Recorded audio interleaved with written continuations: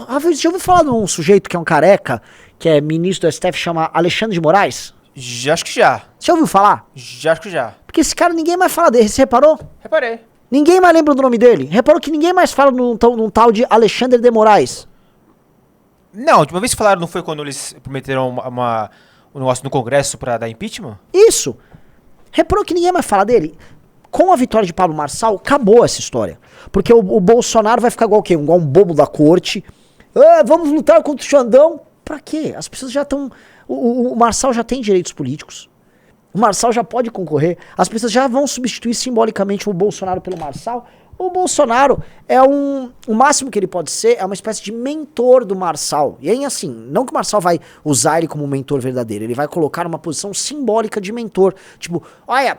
Esse aqui, ó, o Bolsonaro fez muito pelo Brasil, ajudou demais aí. Nós estamos lutando aqui pra construir o Brasil melhor. Vamos mudar a mentalidade, o mindset aí, que eu sou educador pra Marçal. É o Pab. É o Pab. Quem?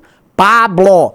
Aí vai lá, o Pab chama o Bolsonaro, transforma ele num mentor simbólico, como se fosse um boneco do Yoda, né? Não o Yoda, mas o boneco do Yoda. O Obi-Wan quebrado ali, Bolsonaro. E aí o Pablo Marçal, nesse sentido, amealha esse campo da direita. Eu gosto desse cenário. Pra nós da missão, tá? Vocês precisam entender, porque às vezes eu tô só atacando esse estelionatário, mas esse cenário é maravilhoso pra gente. Esse cenário é maravilhoso pra gente, tá? Porque aí a gente tem tudo bem amarrado. Ó, o bolsonarismo é oportunista, o bolsonarismo cedeu pra esses caras. Nós vamos fazer a alternativa ao Pablo Marçal e nós vamos concorrer à presidência. Nem que a gente fique atrás desse cara. Pra ficar atrás, que seja ficar atrás, tá? Pra mostrar que a gente é muito superior a eles, que os nossos candidatos ao redor do Brasil são melhores a eles. E vamos que vamos, porra. E vamos que vamos, entendeu? Em todos os cenários não é ruim para nós, entendeu? Renan, há a possibilidade dele fazer uma prefeitura séria e querer ficar? Não tem nenhum sentido. Não há nenhum sentido nisso, tá? Agora, a gente precisa começar a discutir pra onde estamos indo, né? Pra onde o Brasil, pra onde a direita tá indo. Vocês assistiram o debate ontem?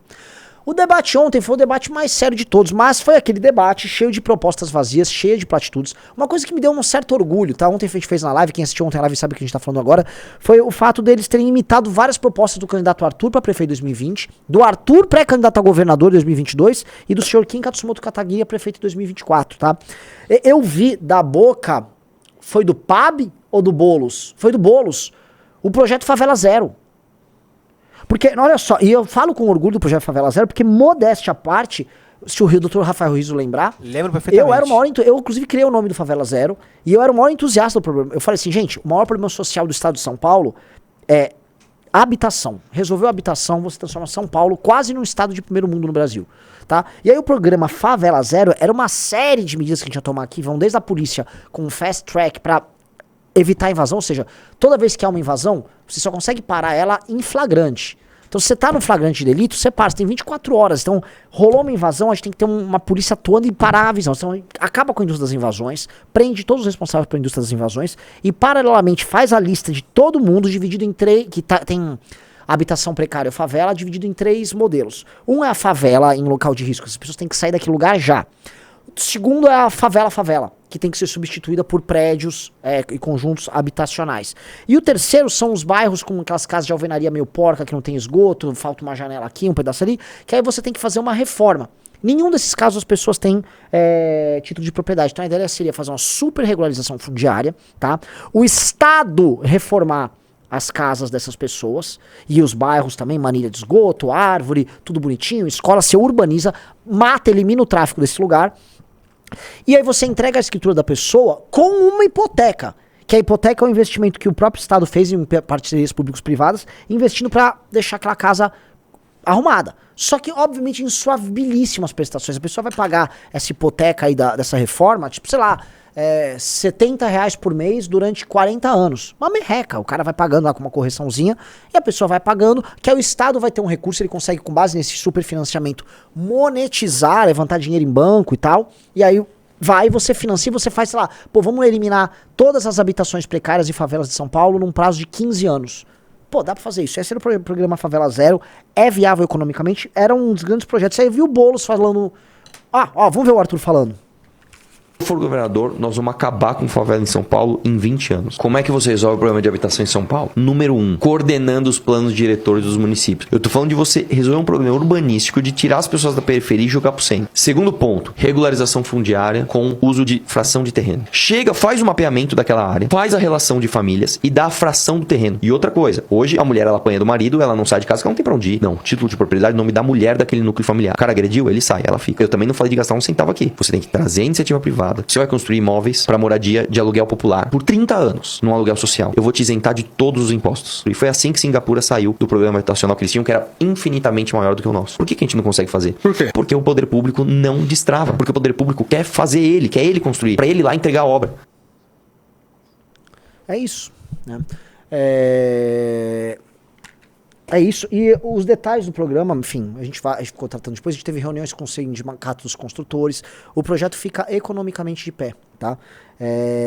Isso era uma das coisas, esse projeto eu vi o Boulos tratando fragmentos dele, eu vi o Marçal e a Tabata falando em levar emprego pra periferia para diminuir o trânsito, que é uma coisa que dá pra fazer, só que qual é a natureza desse emprego, né? Seriam, dado que as pessoas que moram na periferia, pense da seguinte maneira, uma pessoa que mora na região central, que tem uma renda maior, né? Quando a região central é uma zona expandida, ela não vai ir trabalhar na periferia, porque ela vai ter um emprego, vou trabalhar numa loja na periferia, ela não vai, não vai, entendeu? Então você precisa de empregos que dão conta de um determinado perfil de mão de obra. Quais os empregos? Empregos de serviços com alta intensidade laboral, por exemplo, call centers irem para lá, tá? Ou indústria. Mas pô, indústria em São Paulo ainda... cara, São Paulo é uma cidade com mais de uma dezena de milhões de habitantes. Há espaço nas periferias para atividade industrial. Sim, ainda há atividade industrial na periferia. E se você imaginar que um dia Moca, a Zona Leste de São Paulo, era a periferia, é sobre isso. Então, algum tipo de atividade industrial ainda, com um bom escoamento via um trabalho, vamos dizer, de logística, por isso é importante ter o Rodoanel ali. E, cara, você meter grandes empresas de serviços lá para a periferia, que peguem essa mão de obra local e mantêm ela lá, com isenções fiscais de toda sorte. Você reduz o trânsito, você faz que o trânsito circule mais internamente. A Tabata também falou uma ideia que era interessante, que é você rever as linhas de ônibus, que elas são as mesmas há décadas, tá? Usando inteligência artificial para você ver quais são os trajetos que as pessoas realmente precisam fazer, e você faz um atendimento inteligente, que é uma coisa que o Arthur também defendeu, que é separar a operação do risco de capital. Você separa a operação do risco de capital e aí você começa a ter uma liberdade de atuação para linhas diferentes. Ou seja, boa parte do que foi defendido lá são coisas nossas, né? E aí eu já vou falar uma coisa, porque esses dias eu vi que o estelionatário do Pablo Marçal, tá? Eu volto a colocar que o estelionatário vagabundo do Pablo Marçal estava falando em mudar a capital do Brasil para o interior do Nordeste. Você já viu em algum lugar isso aí? Por favor, digite se vocês já viram um sujeito descabelado falar isso, né? Ele imita tudo, ele copia tudo que a gente fala. É um troço impressionante, tá? Eu já venho falando dessa mudança, né? Não pro Maranhão, que ele falou pro Maranhão para levar o eixo de desenvolvimento. Não é exatamente para levar o eixo de desenvolvimento, é também para levar o desenvolvimento, mas é uma questão política de substituição de liderança e derrubar o papel das oligarquias. Só que depois dessa, sabe o que eu falei? Gente, planos estratégicos nossos, tá? Não vamos ficar falando mais em público tanto que todo mundo copia. Essa é a real. Todo mundo copia e não dá crédito, que é um país de estelionatário. As pessoas copiam as falas dos outros e não dão crédito. Inclusive o livro amarelo vai sair, né? Mas vão ter que esconder umas coisas lá do livro amarelo para não ficar tão descarado para vir estelionatário ficar roubando, tá?